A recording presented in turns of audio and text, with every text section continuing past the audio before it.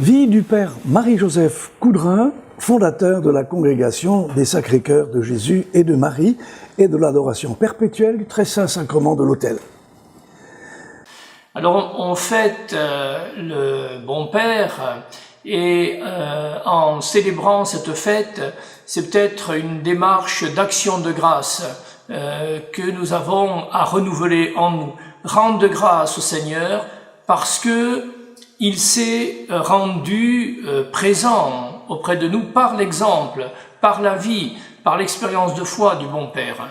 Voilà, ce cœur transpercé que le bon Père a contemplé, eh bien, nous le retrouvons comme source de nos vies et de notre vie religieuse. Et pour vivre cette démarche-là, le bon Père a beaucoup insisté sur l'obéissance et l'humilité. Et je crois que c'est deux attitudes qui peuvent nous guider aujourd'hui. Le père Marie-Joseph Coudrin est né à Coussay-les-Bois, dans le département de la Vienne, au diocèse de Poitiers, le 1er mars 1768. Le jour même de sa naissance, il est baptisé sous le nom de Pierre. Il est le troisième fils de François Abraham Coudrin et de Marie Rion. Il a une sœur nommée Marie. Sa mère meurt pieusement le 3 avril 1805.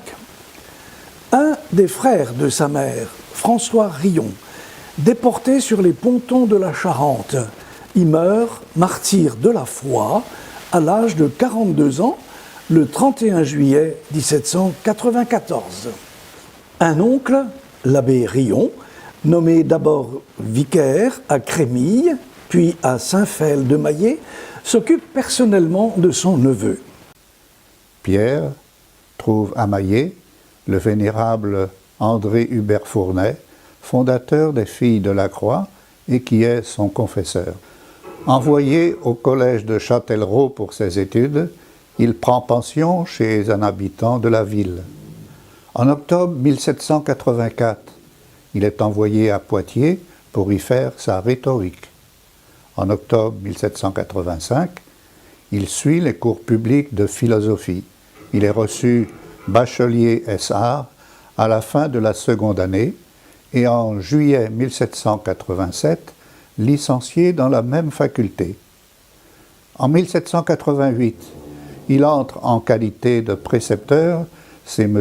Choquin, conseiller au Grand Bailliage de Poitiers.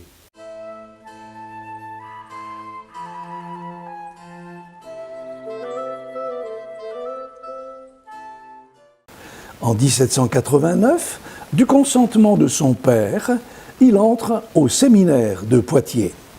Le 3 avril 1790, il reçoit la tonsure, les ordres mineurs et le sous-diaconat. Il est ordonné diacre par l'évêque d'Angers le 18 décembre 1790. Le 4 mars 1792, il est ordonné prêtre par Monseigneur de Bonal, évêque de Clermont, dans la bibliothèque du séminaire des Irlandais à Paris.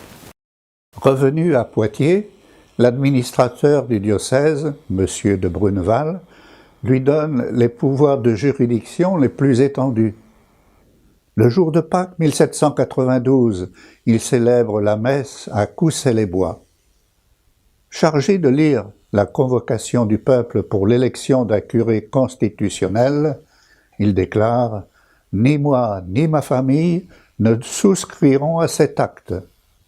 Considéré comme rebelle et traqué par la police, il prend la fuite et parvient à Usseau. Il s'enferme dans un étroit grenier de la maison de son cousin Maumain. Un jour du mois de septembre 1792, il a la révélation de l'institut qu'il devait fonder. Le jour de 5 après, le 20 octobre 1792, il abandonne le grenier de la motte d'Usseau.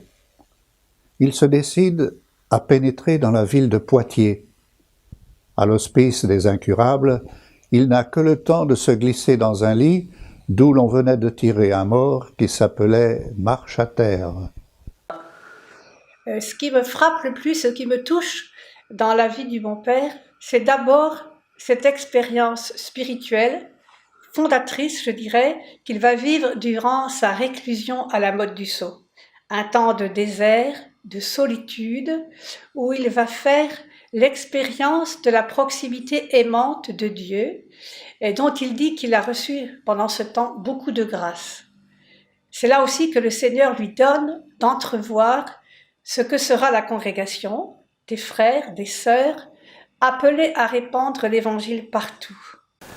Vers le temps de Pâques, 1793, alors que sévit la terreur, il parcourt le pays environ 6 mois. Richelieu, Tours, Sainte-Maure, Chambon, Preuilly. Vers le mois de novembre 1793, il rentre de nouveau dans Poitiers, sous les habits de boulanger et portant sur la tête un pain de 16 livres. Une petite société du Sacré-Cœur lui offre un asile pourvu qu'il assure la messe le dimanche. Entre décembre 1793 et mars 1794, il juge prudent de sortir pour quelque temps de Poitiers et se retire à Vaumaurais, à 1 lieue et demie de la ville. Il revient à Poitiers et s'y fixe le 22 avril 1794.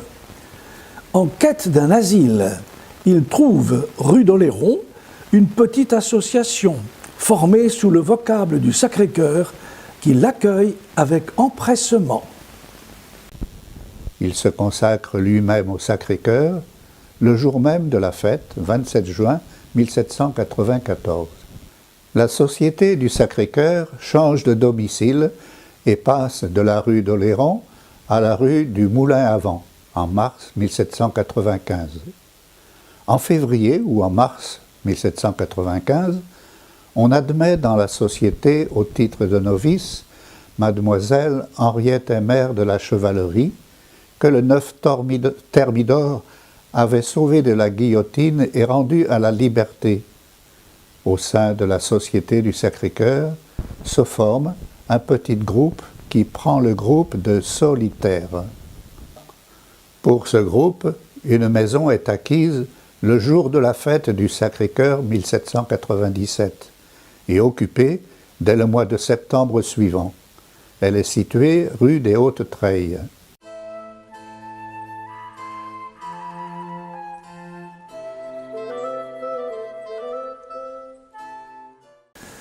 Monseigneur de Saint-Aulaire, évêque de Poitiers, meurt en janvier 1798. 2 autorités nomment les vicaires capitulaires. Le 20 octobre 1800, fête de Saint-Caprais, 5 sœurs prononcent les premiers vœux d'un an. Le jour de Noël 1800, les 2 fondateurs prononcent leurs vœux perpétuels comme zélateurs de l'amour des Sacré-Cœurs, de Jésus et de Marie. Il emmène avec lui l'abbé Coudrin. Monseigneur de Chabot, parent de la fondatrice, venu à Poitiers après avoir donné la démission de son siège de Saint-Claude, est nommé au siège de Mende en avril 1802. Il emmène avec lui l'abbé Coudrin, 24-29 mai 1802.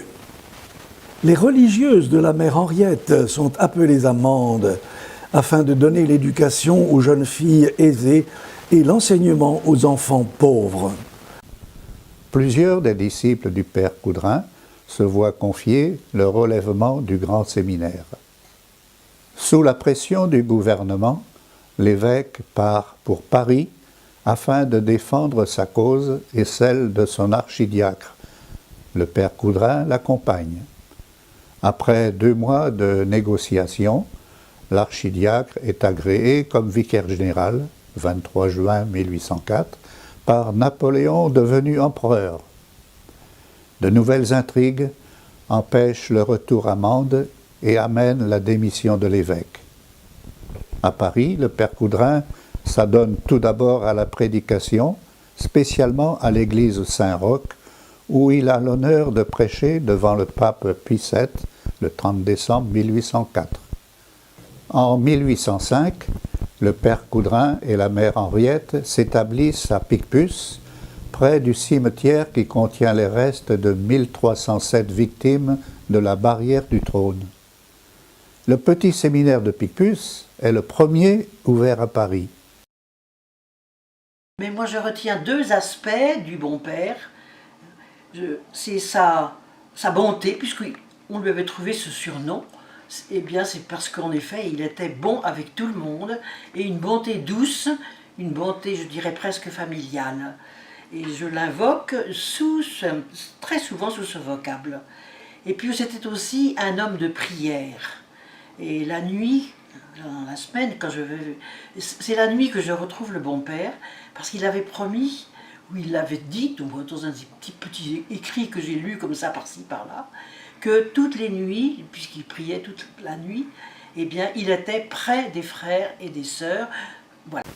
L'évêque de C, Monseigneur de Bacholet, offre au père Coudrin des lettres de vicaire général et lui demande d'organiser le séminaire diocésain dans les premiers jours de janvier 1806.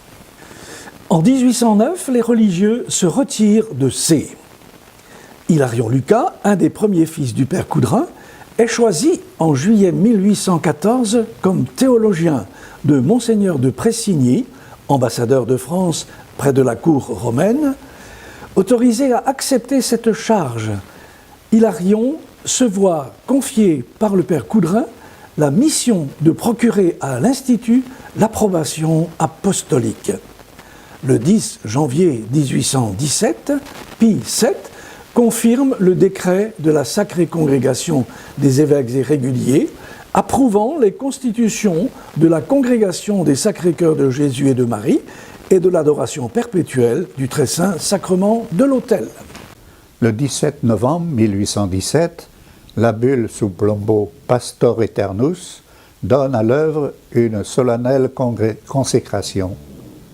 En approuvant l'Institut proprement dit, le Saint-Siège approuve en même temps son association extérieure qui était comme un prolongement de la congrégation dans le monde. Une colonie d'élèves ecclésiastiques irlandais sont reçus à Picpus en 1814, mais la Révolution de 1830 les dispersera en même temps que le reste de la communauté. En 1819 se tient le premier chapitre général de la congrégation sous la présidence du père Coudrin, qui est élu par une déclaration solennelle et unanime supérieur général à vie. En 1819, Monseigneur Duchilot, archevêque de Tours, l'invite à fonder dans cette ville une communauté de femmes et à accepter la direction du grand et du petit séminaire. Pour dire simple un point important pour moi chez lui, c'est dans le domaine de la fraternité. Que ce soit avec sa famille, avec ses frères, avec les sœurs de la congrégation qu'il a fondée, il a marqué une simplicité, une humilité et une écoute de chacun. Dans une de ses lettres à sœur Gabrielle de la Barre et au père Isidore, il dit ceci: « Et puis je vous aime, vous aurez bien des difficultés, vous aurez de nombreuses difficultés, mais vous pouvez toujours compter sur moi, peut-être même plus que sur vous-même. » Et pour nous, Dieu sait s'il l'était. Il y avait beaucoup d'affection dans toutes ces manières de parler, beaucoup de présence, d'écoute, que ce soit dans ses activités ou dans la vie quotidienne, profondément humain, bon et spirituel. En 1819, face aux prétentions de M. Lemercier, curé de la paroisse de Sainte-Marguerite, le père Coudrin accepte les offres de Monseigneur de Boulogne, évêque de Troyes, qui l'appelle à ses côtés comme vicaire général et chef des missionnaires, octobre 1820. Une nouvelle maison de sœurs est établie à Troyes, et pour la première fois, on y prend à l'adoration le manteau rouge, 6 janvier 1821. Le père Coudrin emmène à Troyes une petite troupe de missionnaires et, à leur tête, durant 3 ans, il se livre à des labeurs écrasants pour évangéliser de nombreuses paroisses. En 1824 a lieu le second chapitre général. Le cardinal Prince de Croÿ, archevêque de Rouen, supplie le père Coudrin d'accepter la charge de premier vicaire général de Rouen.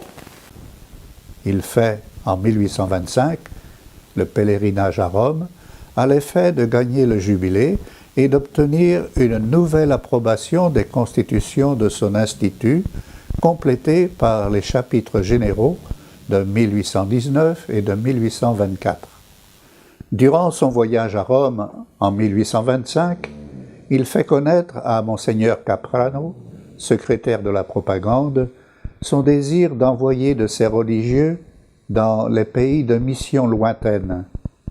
Dès le mois de septembre, le cardinal della Sommaria propose au père Coudrin la mission des îles Sandwich. Le 27 novembre 1825, la mission est érigée en préfecture apostolique. Les premiers missionnaires y débarquent le 7 juillet 1827 et obtiennent aussitôt des succès marqués. Le père Coudrin retourne à Rome en 1829 comme conclaviste du cardinal Prince de Croÿ pour l'élection du pape Pie VIII. Mais pour moi, le bon-père est une figure paternelle pour nous tous. Quelqu'un qui a une mission et qui est sage dans son discernement.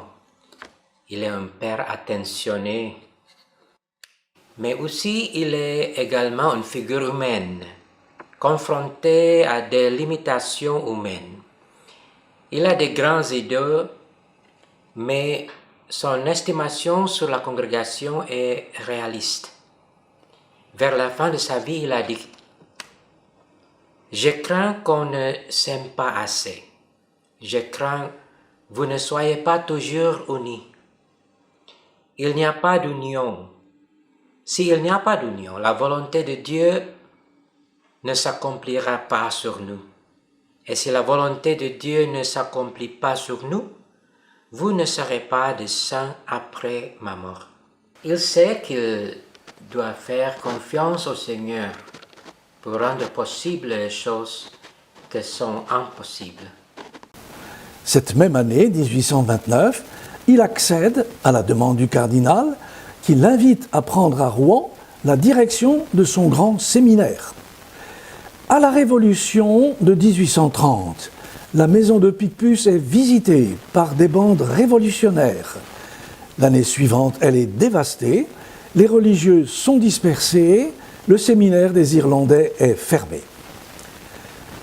À Honolulu, les méthodistes jaloux font bannir nos frères missionnaires le 24 décembre 1831.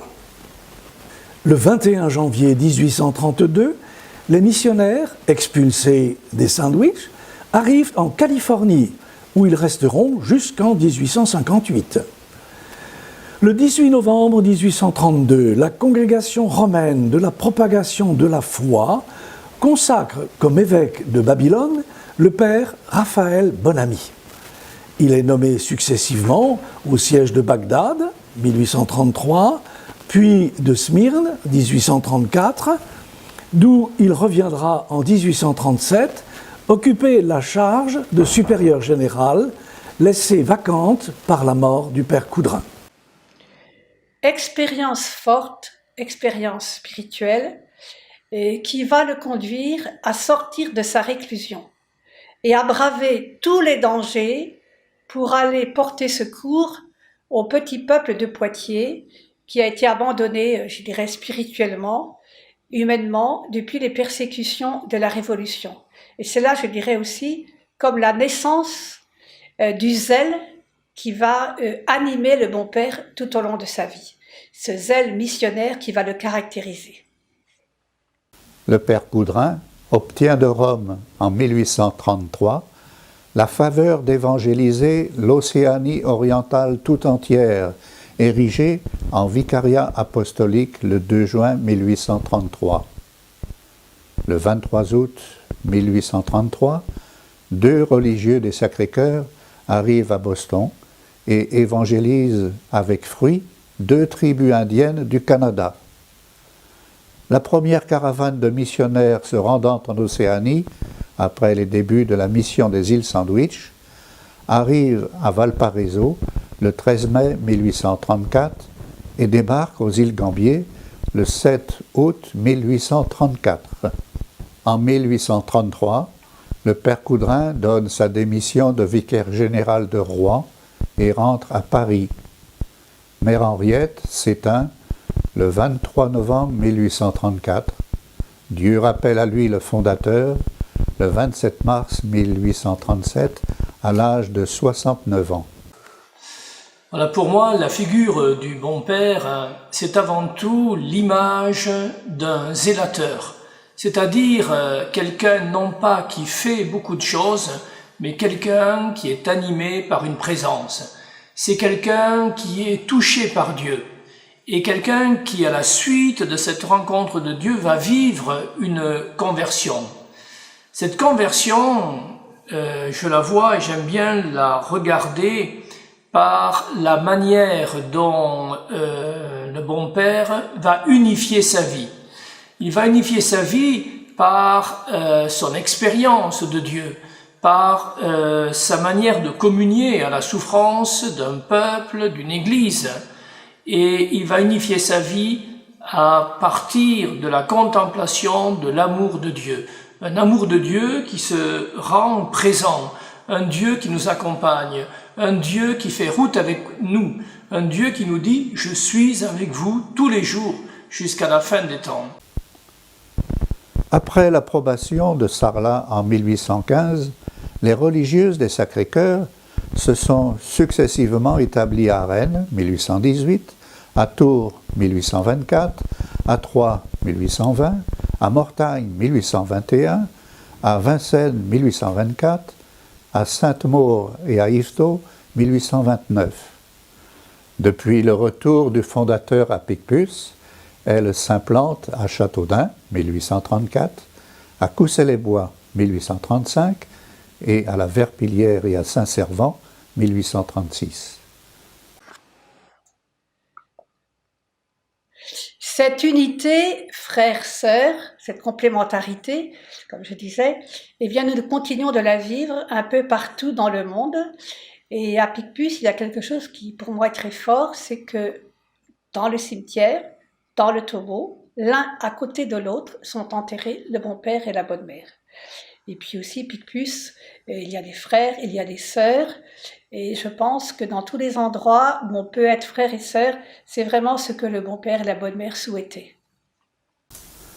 Le père Coudrin, c'est un fondateur, notre fondateur, mais c'est surtout un homme de Dieu qui, je dirais, qui sait lire dans les pensées de Dieu ce qui est bon pour son peuple, pour l'Église. Il est missionnaire, il est religieux, il est un père, il est à disposition du Seigneur jour et nuit.